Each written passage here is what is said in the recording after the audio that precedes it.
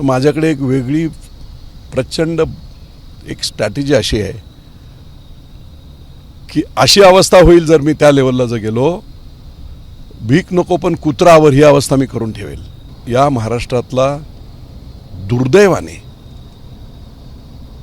ते मुख्यमंत्री परत झाले नाही, हे त्यांचं नुकसान नाही, महाराष्ट्राचं नुकसान झालं.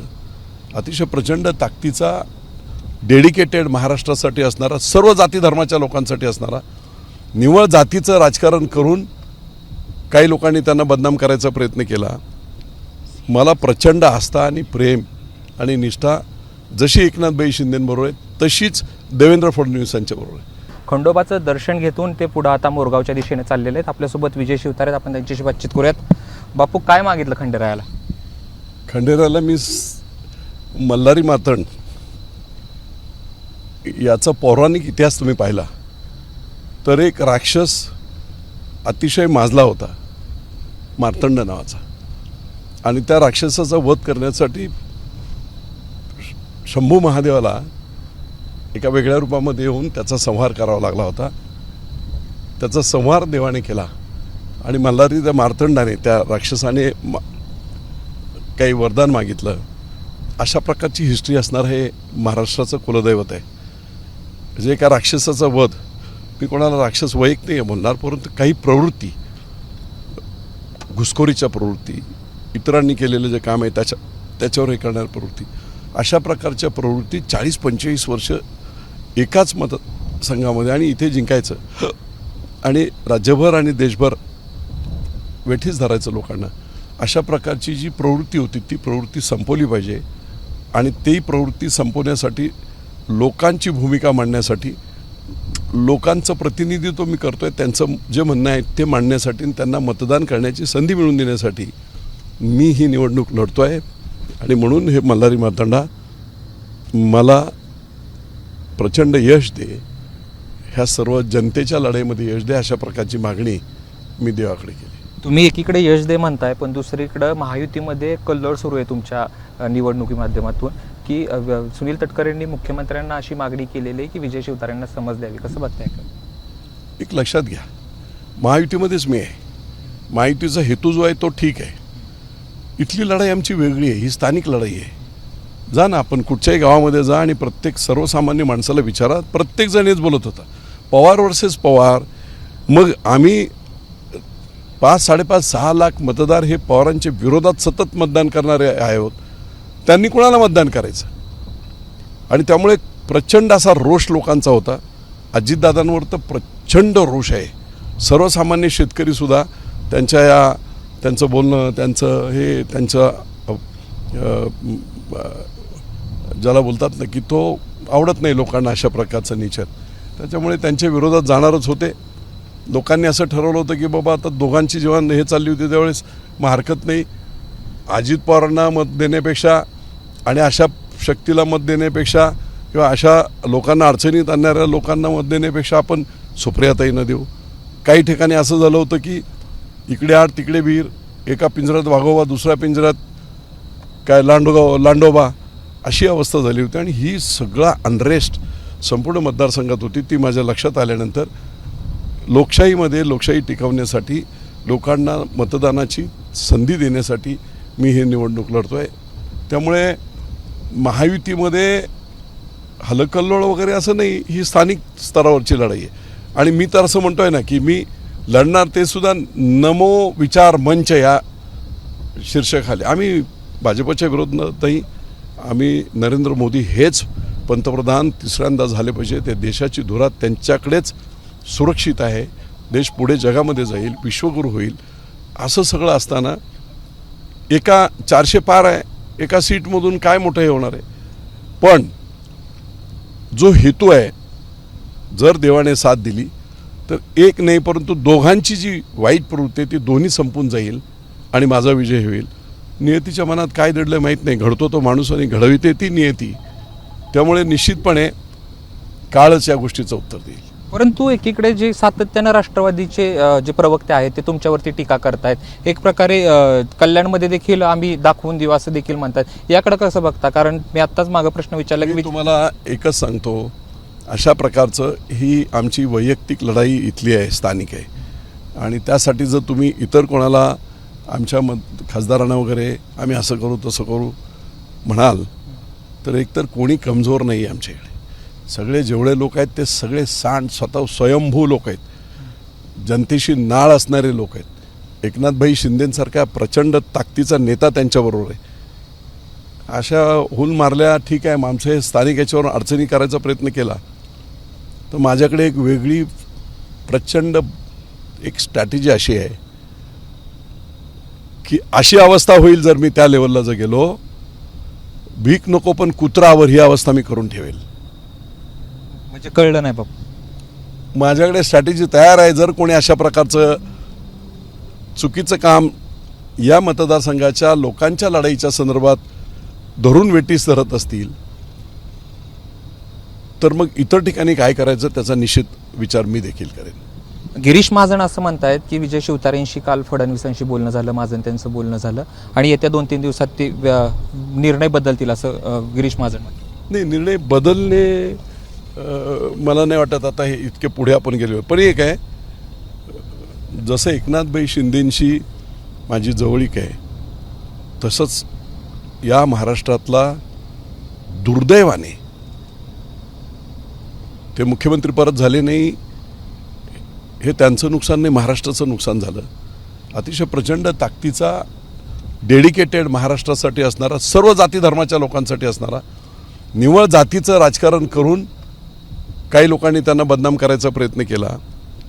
मला प्रचंड आस्था आणि प्रेम आणि निष्ठा जशी एकनाथभाई शिंदेंबरोबर आहे तशीच देवेंद्र फडणवीसांच्याबरोबर आहे. पण मी माझी बाजू त्यांना समजावेल निश्चितपणे. जसं त्यांनी सांगितलं भेटतील वगैरे तर भेटू, आणि माझी बाजू मी निश्चित समजावून सांगेल की काय हेतूने आपण हा सगळा मतदारसंघ लढतोय आणि याच्यातून काय होईल हे ग्राउंड लेवलची संपूर्ण माहिती मी त्यांना देईल आणि त्याच्यातून मग ते निर्णय घेतील. मला खात्री आहे की मी ही सर्व माहिती ग्राउंड लेवलची त्यांना दिल्यानंतर, इनफॅक्ट आता 3 दिवस झाले, 3 दिवस झाले मी डिक्लेअर केलं मी इलेक्शन लढणार.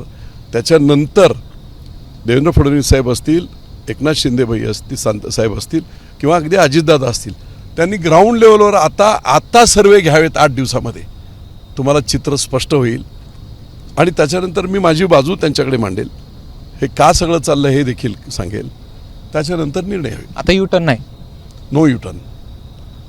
युटर्न नाही म्हणजे असं नाही की माझ्या नेत्यांशी उर्मटपणा मी करेल, नाही, मी माझी बाजू मांडेल आणि मला ती युटर्न घ्यायला लावणार नाहीत अशी मला खात्री आहे.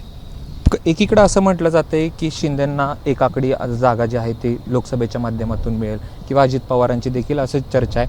नेमकं यामुळे तुम्ही लढता आहात का की शिवसेनेवर नाही, प्युअर स्थानिक राजकारण. 50-41 वर्ष पवारांना आम्ही मतं देतोय. 3 पिढ्या झाल्यावर आम्ही काय गुलामी करायची काय त्यांची, परत त्यांनाच मत द्यायची.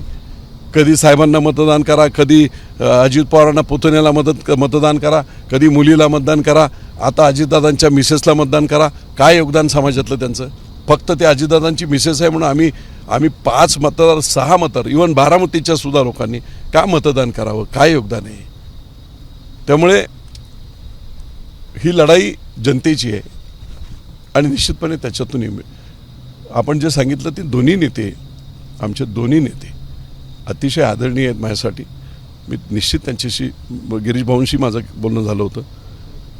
पुढे 1-2 दिवसामध्ये मी आता मुंबईला जेव्हा जाईल त्यावेळेस वेळ जसं ते देतील त्याप्रमाणे मी जाऊन माझी बाजू मांडेल. तुम्ही नेते आहेत, मी बाजी मांडणार त्यांच्या. तुम्ही शिवसेनेचे प्रवक्ते, राज्य लेवलचा जर विचार करायचा झाला तर किती जागा शिवसेनेच्या वाटेला येणार काय कळलं नाही? आता मला काहीच माहीत नाही, मी इथे बिझी आहे.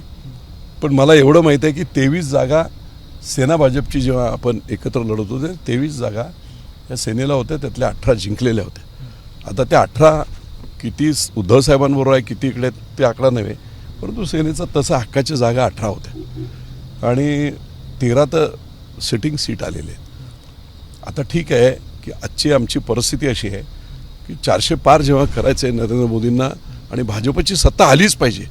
एकमेव हा असा पक्ष आहे की त्यांचं अंतिम ध्येय राष्ट्र आहे.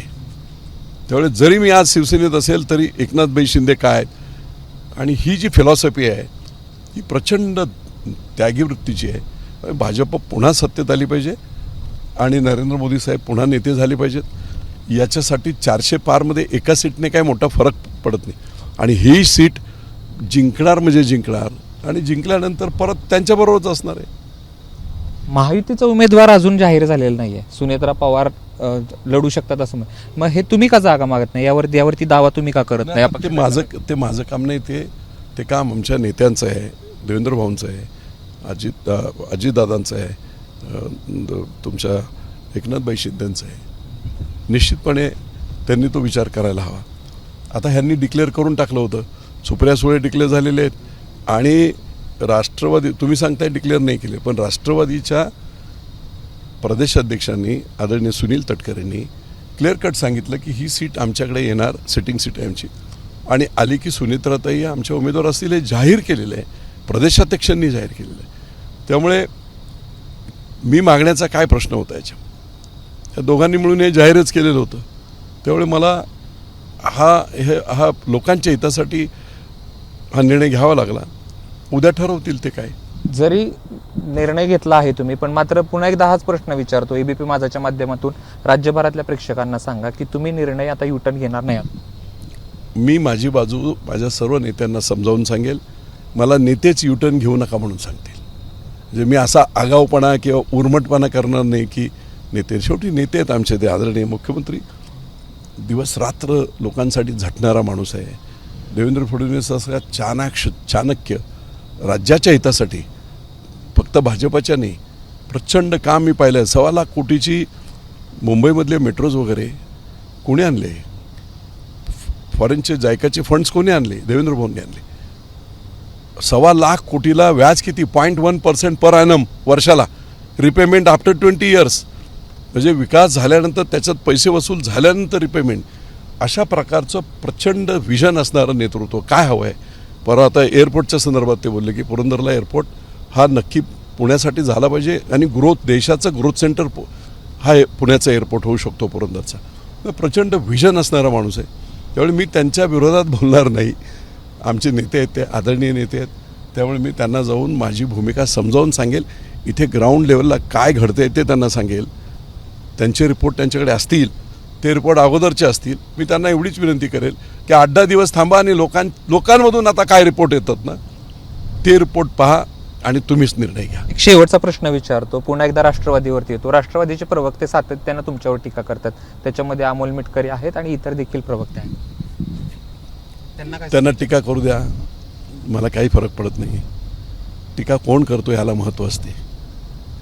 अजितदादांनी माझ्यावर टीका केली तर मला काहीतरी वाटेल, पवारसाहेबांनी माझ्यावर टीका केली तर मला काहीतरी, ही सगळी मंडळी त्यांना कुणाच्या तरी कृपेमुळे MLC झाले आहेत आणि त्यांचं काम आहे, त्यांचं काम जसं ते पूर्वीच्या काळामध्ये राजांबरोबर भाट असायचे, त्या भाटाचं कामच असायचं, राजाची स्तुती कर, राजाची विरुद्ध कोण बोल, तसं तर ते त्यांचं काम आहे। लेट देम डू इट, मी त्यांना बोलणार नाही आणि ठीक आहे, आपली बुद्धी वापरून ते काय बोलत असतील माझ्यावर तर बोलू द्या, मी वाईट त्यांना बोलणार नाही। मी अजित पवारांना देखील वाईट बोलणार नाही, सुनेत्राताईंना एक शब्द बोलणार नाही, ना सुप्रिया सुळेंना बोलणार। मी फक्त माझ्या लोकांना 41 वर्ष आम्ही यांची गुलामी करतोय, ती गुलामीतून बाहेर पडायचं की नाही आणि ही प्रवृत्ती सगळ्यांना त्रास देण्याची जी मानसिकता आहे ती आपल्याला मोडायची नाही, एवढंच आव्हान करून मी लोकांना मतदान करण्याचं आव्हान करणार आहे। खूप खूप धन्यवाद। ते होते विजय शिवतारे, ज्यांनीच आपली भूमिका आहे ती एबीपी माझाच्या माध्यमातून मांडलेली आहे। त्यांना कुठल्याही व्यक्तीला विरोध नाही आहे, मात्र प्रवृत्तीला विरोध असल्याचं विजय शिवतारे म्हणतात।